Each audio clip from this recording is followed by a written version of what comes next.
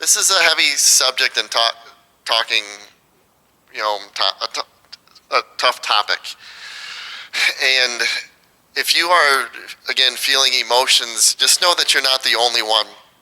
If you are sad that, or have regrets that you wish maybe I would have done this or that differently, I'm describing the perfect scenario, the ideal, which none of us have, including myself, as I shared too.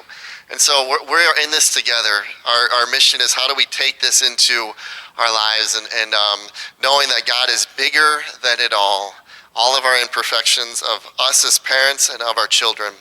And I'll continue to talk more about that because it's a very important topic, but with that, let's just continue. So where we left off, I believe, as I said, the question of when to talk to your kids about sex is not the right first question. If you believe that you need to be first, then the question is, when would you have to develop your own opinion on when they would otherwise learn about sex.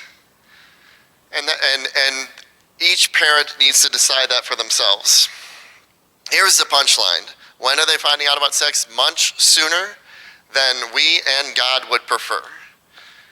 Let's just get that on the table. That's the reality. The choice before you is, do we stick our head in the sand and pretend that that's not the case and then have our kids be taught elsewhere? Or do we, even if begrudgingly, say, this is nonetheless the perverted world that we live in today, and so this is what we must do. So in the next few slides, I'm going to lay out the different ways that our kids are learning about sex. And again, I'm just going to scratch the surface, and I'm going to give you a heads up now. I'm going to, in a couple of slides, I have some screenshots of the sex and gender education curriculum that's in place right now as a result of the California Healthy Youth Act, the state that I live in. I have some screenshots from that's being taught to 7th graders that I otherwise would find too appalling to show adults. I'm not going to show you anything graphic, but even the words I would not otherwise use. But it's being taught to 7th graders. And as an aside, we're gonna get into the gender and the LGBTQ ideology of this more tomorrow. We're gonna scratch the surface a bit today. But I do understand, I think it's grateful that you have some teachers and even at some school administrators. I want to encourage you, as part of your research on the question, when will my kids otherwise find out about this, one of the sources you should be investigating is what's being taught in schools.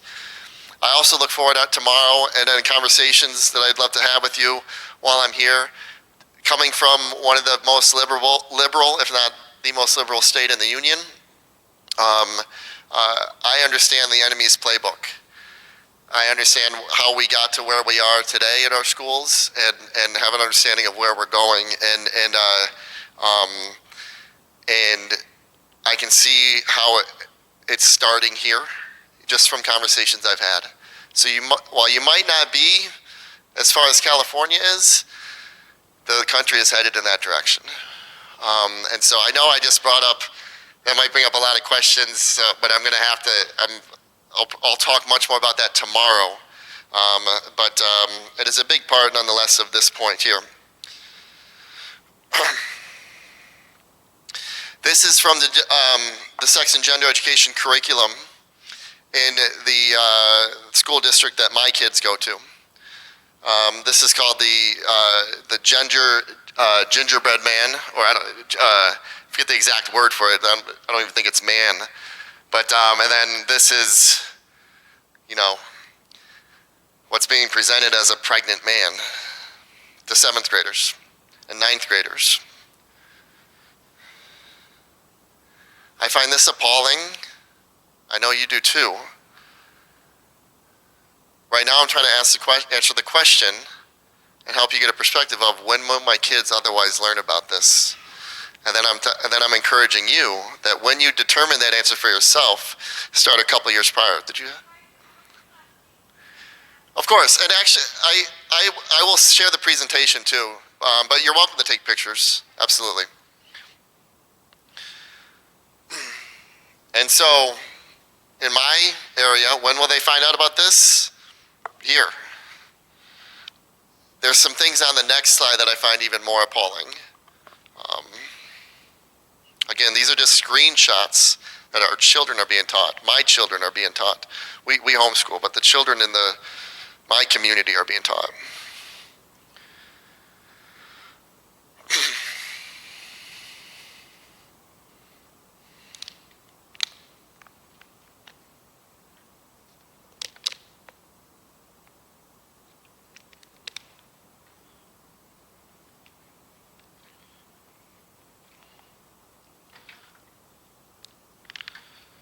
I talk about these topics for a living, and my wife's most consistent advice to me is to not say things like I've said them 100 times before, because I have. And because that's not who I speak with, and I do that imperfectly, but I always hear my wife reminding me of that. But there's some words on this side that I don't even like saying.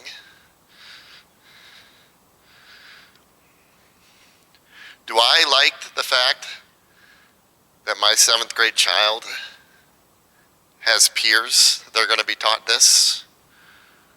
Do I like the fact that, based on the principles I'm espousing in this workshop, if I believe what I'm speaking about, that means I need to start talking about this years prior? I hate that. I don't want to talk to my kids about these things years before 7th grade year. But I hate this more. I hate the thought of anyone else telling them that. This breaks God's heart and it breaks my heart. But this is where we're at, and I won't put my head in the sand.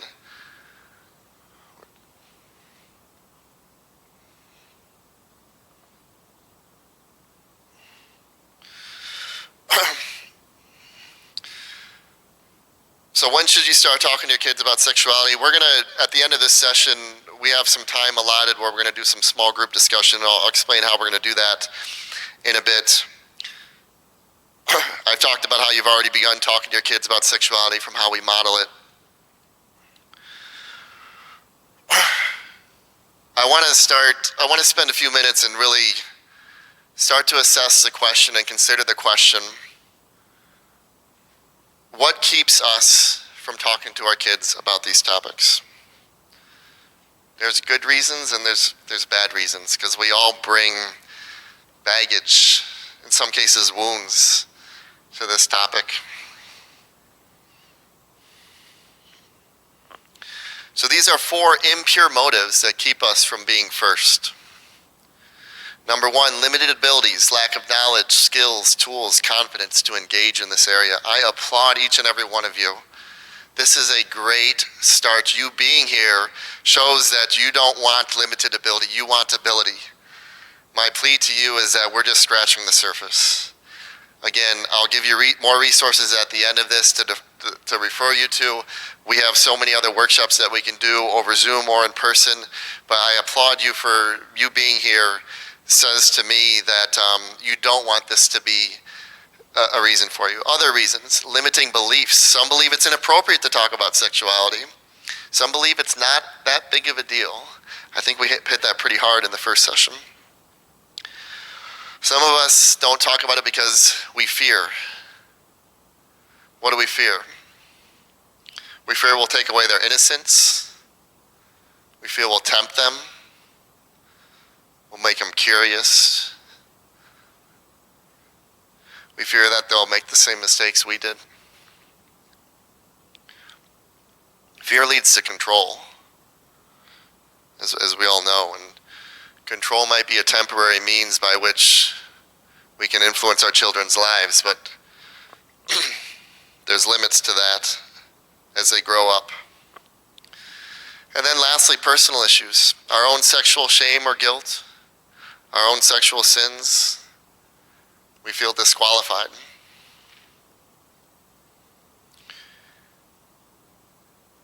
The choice to engage on these topics with our children is not a mere intellectual decision. It's a processing through of all of these emotions and feelings and baggage that we bring to this. And so as one encouraging you to have these conversations, this workshop would not be complete unless we address this. Because if we're being honest, we know that these can be factors.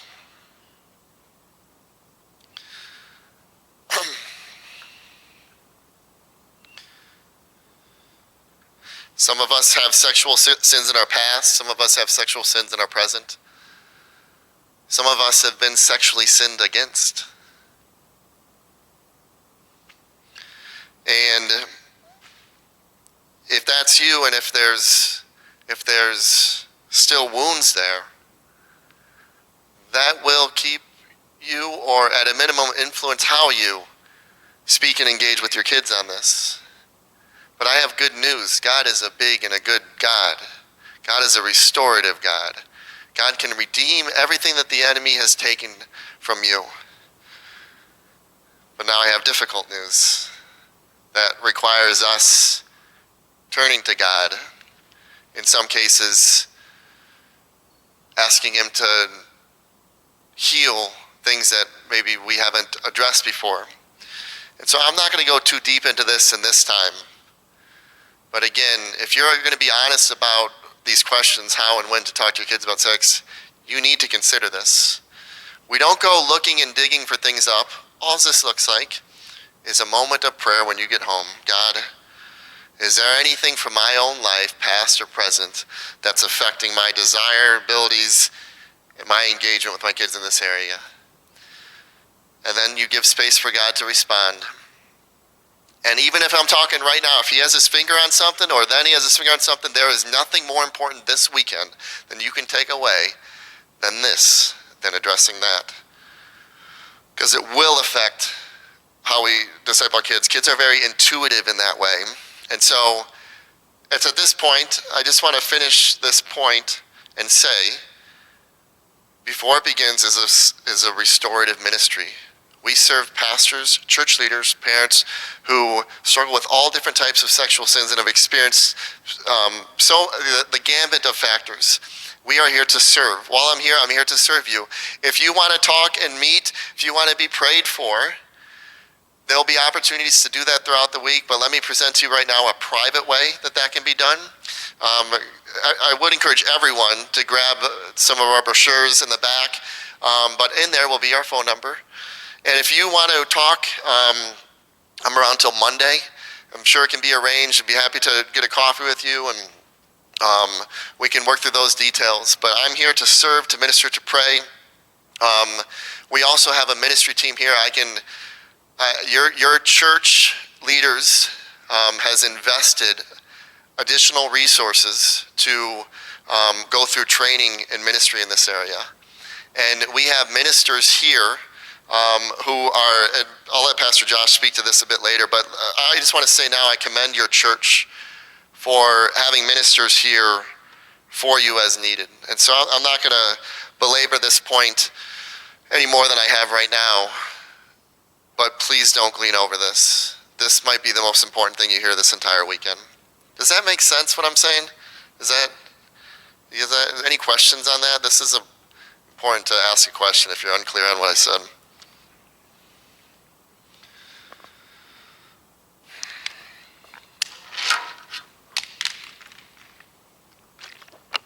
Okay, let's continue.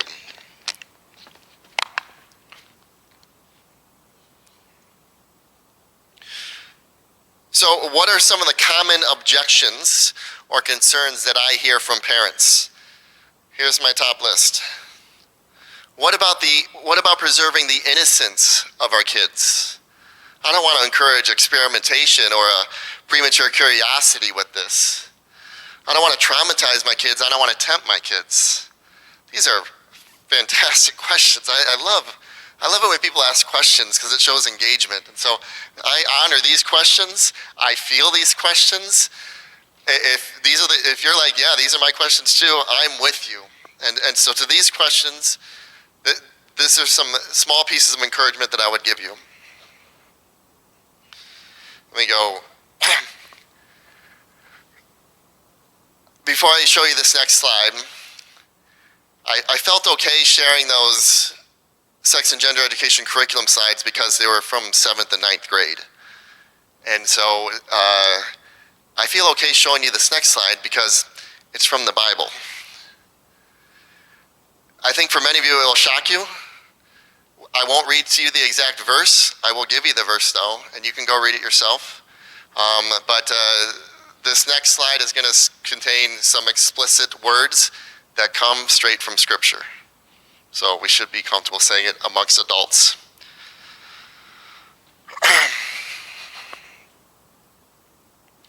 Ezekiel 23 says that. I'll let you read it. You can read that when you get home. We talked about things like this, about how sex and gender is way more present in the Bible than you might think. It is spread throughout the Bible. It is the meta-narrative of the Bible I made the case for. And in the session I said that God uses sex and marriage to describe his relationship in its purest forms, but also compares idolatry to adultery, and compares worshiping other gods to, intimate acts and such as this. And so you can read the NIV translation in Ezekiel 23 and other translations, and you'll see these words in there. What's my point in showing you this? Please hear, I do not do anything to just shock. My point in saying to this is in the Bible. Particularly in ancient Israel times, every child in Israel would be very familiar with this verse. Furthermore, the majority of people through the majority of civilization grew up in small civilizations with a tent with the entire family amongst farm animals and not walls but sheets of canvas separated. This was not a private life. Things were seen, things were heard. This was the reality for most of civilization. What's my point? My point is, let's not assume that Victorian ignorance, silence, or embarrassment are godly virtues. We can all relate to those sentiments and feelings. But if the Bible talks this explicitly, and if much of the people, and certainly all of Israel during biblical times, lived in a non-private world, let's not assume it needs to be this way, which I want to quickly move to this, and I want to reframe innocence. We can agree that lucid, sensationalized, graphic depictions of sex are not healthy, are not good. This is pornography. But innocence is more a function of attitude than it is of awareness. Compare a child who is aware of sex versus an older child whose attitude has been shaped by pornography, and you tell me which one has had their innocence more robbed. It's not awareness, it's attitude, it's worldview, it's sensational depictions that rob us of our innocence. And so this brings me back again to age-appropriate language. There are ways, we just need to educate ourselves. There are ways to speak about these issues in age-appropriate ways that do not rob our children of their innocence. What will rob them of their innocence is other people teaching it. Let's protect our kids' innocence, even though that means talking about these things much sooner than we would prefer.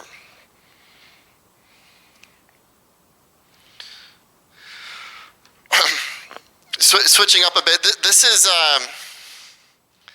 can be a bit provocative or controversial for some, but once a foundation has been laid of what God's design is, once we've started to speak on its perversions, we have to inoculate our kids against destructive moral messages and perversions. It's, similar to the idea of like an anti-venom, if you're familiar with that. We have rattlesnakes out in California, and so you get treated, if you didn't know this, you get treated with a little bit of rattlesnake venom, and that helps your body develop antibodies to fight off the rattlesnake bite. Similarly, we need to take that into this topic. What does that mean? That means we deliberately expose our children to counter arguments and pressures. I do not want my child being exposed to a temptation or challenge for the first time in an extreme situation. I don't want my child to have to resist sex before marriage when they've already been, doing X, Y, and Z, and now for the first time they're thinking resist, resist, resist. No, you needed to have a game plan before then.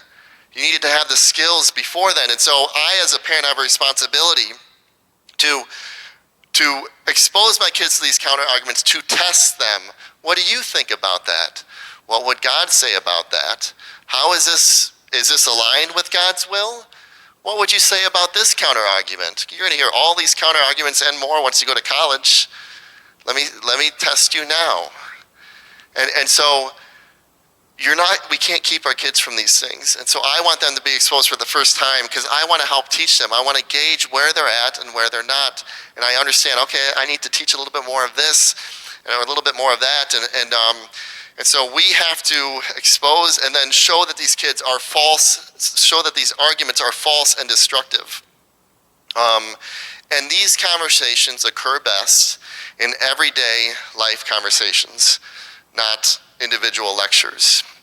And so consider, that list I showed of all the sexual perversions, how at the proper time, after foundation has been laid, we expose our kids not to anything sensational or graphic, but to the arguments that rise up against the authority of God.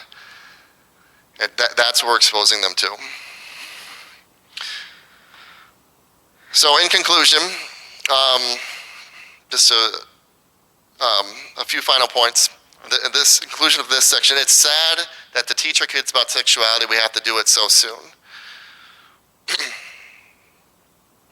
But if they're not mature to handle this topic from us, then how much more are they not mature to handle it from a peer, from a teacher, from anyone but us? So we have to push through this. In the end, regardless of our feelings, it has to be about being first. We have to weigh up the costs of being too early against the costs of being too late, and always communicate with age-appropriate language. And so, just to switch up a little bit,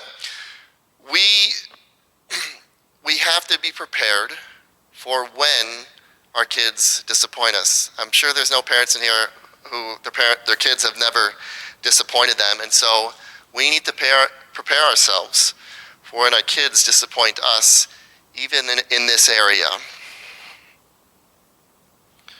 Your kids will disappoint you, and you will disappoint your children, because we're all flawed men and women. So I want to talk about when things happen, when life happens.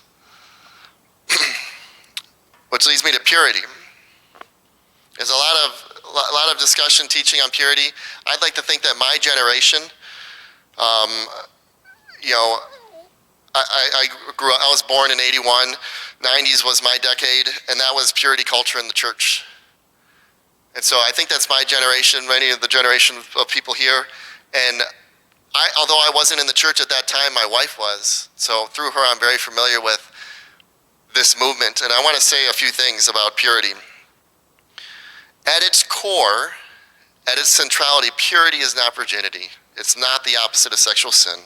It does not depend on your past or present sins. True purity is being washed by the blood of Jesus. The virgin who saved sex for marriage and yet doesn't know Christ, compared to the prostitute who gave him or her life to the Lord, is the prostitute's the pure one. And so true purity is being washed in the blood of Jesus. It's at this point I want to encourage everyone too, as important as this topic is, you can see I'm very passionate about it and we speak about it. It's not nearly as important as ultimately do your kids choose to follow the Lord, what was said earlier. As a result of purity culture, my wife knows many people who save themselves for marriage and are atheist. And so that's what can't be missed. And in the midst of talking about sexuality, I do want to emphasize that our primary responsibility is the spiritual formation of our children. When Jesus met the woman at the well, he didn't say, stop doing that. What he did do is offered her living water. See, legalism says you should not move from man to man and you should not use porn. But the blood of Jesus says you need not move from man to man and you need not use porn because Jesus offers something bigger and better. He offers living water. Your purity and your qualification, parent, mom, dad, do not rest in your lack of present or past sins, but rather in the blood of Christ. I heard it read once, we read the 10 Commandments, thou shalt not murder, thou shalt not covet. And perhaps it should be read more, thou shalt not murder, thou shalt not covet. I have made you such that you will not, this will not be of you, this will not be in you. I have made you, I have remade you to where you will not need these things. And so this is not at all a softening of morality, but rather it is recognizing that according to Romans, it is by the Spirit that we mortify the deeds of the flesh. If it weren't for his Spirit, his living water, his blood flowing through us, all of us would be in bondage to sin. And so let us offer, as we minister in sin, as we minister to sin, as we minister to sin, as we had whatever is in our past or present, let us offer people living water, our children living water, because it is his Spirit that will lead to the mortification of the flesh. When your kids disappoint you, remember all of us have sinned and fallen short of the glory of God. All of us are dependent on Jesus for our ongoing restoration. All of us experience temptation and our need of support from the Holy Spirit and others. All of us have baggage. Some have wounds, some have been restored, others have not. But at any time, we can approach the throne with confidence because we have a great and high priest who can sympathize with our weakness. What's my point? When your kids disappoint you, be in touch with how forgiven we all are. Jesus said of the woman washing his feet, she has been forgiven much, so she loves much, but he who has been forgiven little loves little. What's the point? Should we go on then in sin to be forgiven more greatly? Of course not. Romans talks about that very clearly. What does that mean then? What that means is that we are in touch with how all of us have fallen short and are in need of his forgiveness. And with that awareness of how much we have been forgiven, we can then love much. Just as Jesus said for that woman, he who has been forgiven little loves little, but she loves because she has been forgiven much. Okay, a few final words. And maybe at this time, Pastor Josh, if we can start passing out those 2 documents, which we're going to start passing some things out. I'll share what to do with that in a minute, but just stay with me for another 5 minutes here, and then we'll be transitioning.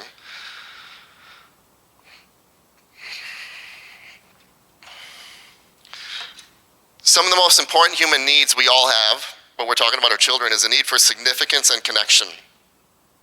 We have to fill our kids with love so that they do not go out into the world and look for what love and find it in worldly sources.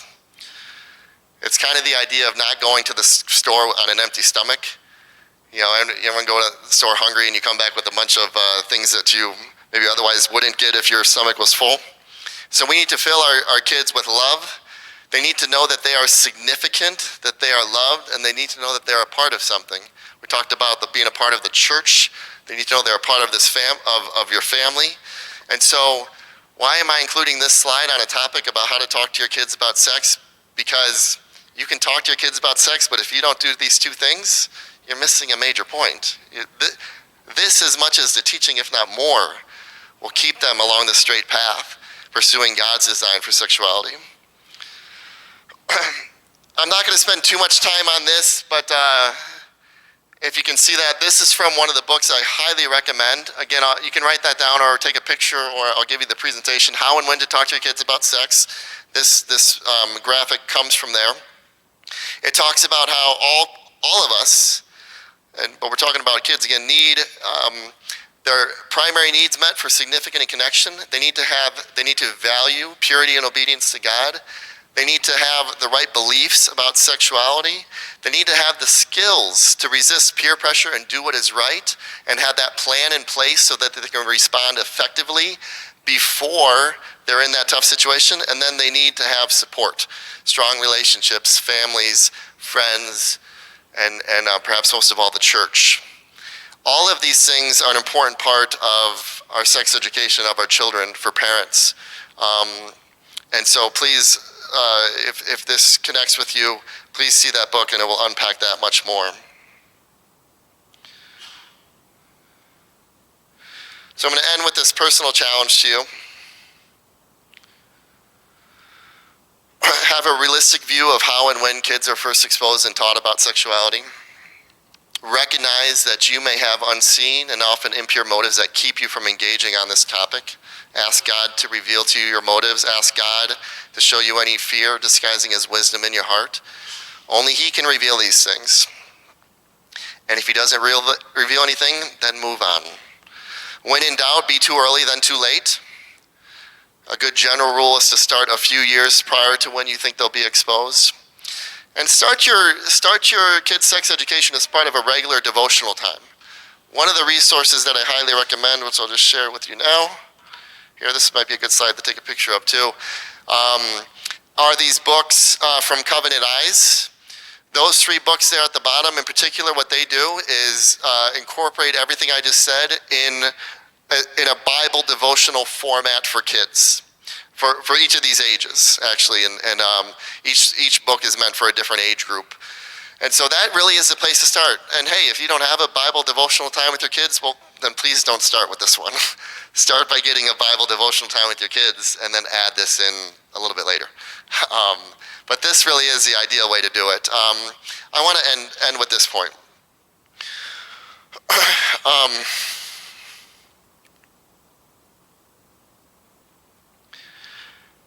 I have an encouragement to moms and encouragements to dads, because none of us have done this as I described, and nor is this perfect. It's far from perfect. And so we're all wrestling with what that means and what that looks like to apply in my life. So I always end with an encouragement to moms and dads. To moms, my encouragement to you is to pray. I believe that God has put a special power in the prayers of mothers. I would reference biblically the prayers of Hannah, the prayers of Mary, and I would reference the testimony that I and so many others have standing before you today because of the prayers of their mother. I am one of them. The prayers of a mother are powerful, and any mistakes and anything that didn't happen that should have or happened that shouldn't have, God is bigger than all of it, and your prayers, moms, are so powerful. So please pray. Dads, I believe God has put a special power in the words of dads over their children. I would biblically reference to you the power of the patriarchal blessings that you see all throughout Scripture. Fathers blessing the next generation. I believe that the words we speak, dads, over our children carries a special weight. So dads, in the midst of wherever we're at in this process, whatever's been done or not done, start immediately speaking life over your children. Speak life and life abundantly over your children, just as God does to us. And so moms, pray. Dads, speak strong words. And so with that, here's what we're going to do next. Everyone should have 2 sheets of paper. Is that right? Does everyone have a pen, by the way? Do we pass out pens? Did we get pens? Okay, well, pens are on their way. The question when to talk to your kids about sex is, as I said, not a biblical question. It's a strategic question for parents to discern themselves. I think that there's value in hearing what someone else thinks, such as myself. I think there's value in hearing what these books say. But honestly, I think perhaps the best value is learning from one another. And so what I hope happens right now, I didn't explain. I need to, can everyone hold up this sheet? Does everyone have this sheet? It looks like this with the table.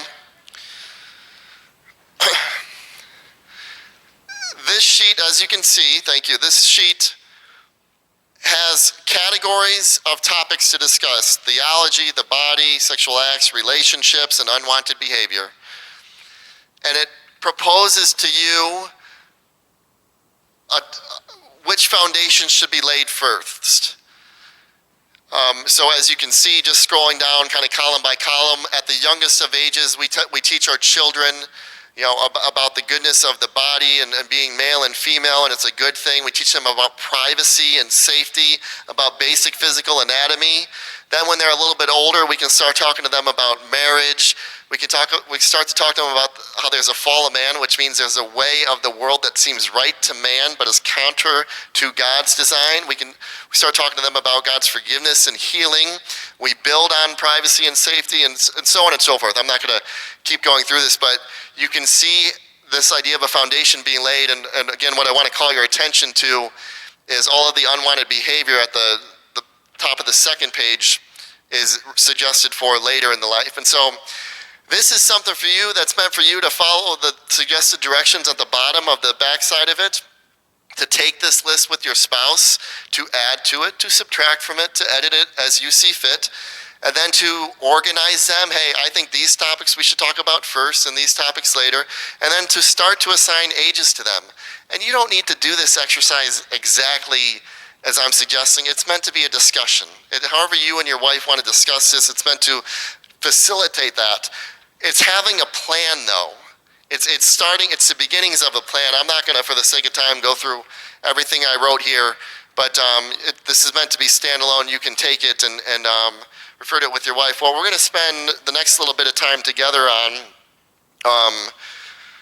and just so you know, we're going to do this for, 15 to 30 minutes, however long you need to take, and then after that, we're going to take a little break. But we're going to work on this sheet now. And the way I'd encourage you to do this, you can do this individually, or you could do this with your spouse. What you'll do is you go through topic by topic, row by row here, and as the instructions say at the top, you're going to put the letter A in the age column if you think that you should talk to your kids about that particular topic or idea or language when they're ages 3 to 5. B, if you think it should be ages 5 to 8, and so on and so forth. Here's what's so helpful in this, is going through that one, talking to your spouse about that, you'll see where you agree and disagree, what topics you'll have, agreement or disagreement on it. But then also, two, it's very insightful to hear from your peers, because you're all seated at tables, presumably, where you know one another, and maybe have similar values. You love the Lord, but you might have radically different answers to these questions. And you're the ones who are going to continue in relationship and have the opportunity to ask of one another, hey, we were so far off on that. What are you missing, or what am I missing? Or explain to me more why you thought it should be much sooner than I did or much later than I did. And so we're going to take a little bit of time to do this. And I guess what I would ask is you can consolidate tables if needed, or see what you're at. Stay at your table until you finished it, and be respectful of others who still may be in it. So take 10, 15 minutes, go through this. If at that time you want to take a break, then you can. We come back in here, I think, Pastor Josh, was it 3:15? So if we spend 15, 20 minutes, we'll have a solid 20 minutes at least break. And then let's be back in here at 3:15. Is there anything administratively, Pastor Josh, you wanted to say before 3:15? Is there any questions on what we're doing here the next 15, 20 minutes here? If there is, I can answer them on the mic or flag me down and I'll come by. But please do just give this a bit of time. And then if you want to take a break, we'll meet back here at 3:15. Thanks.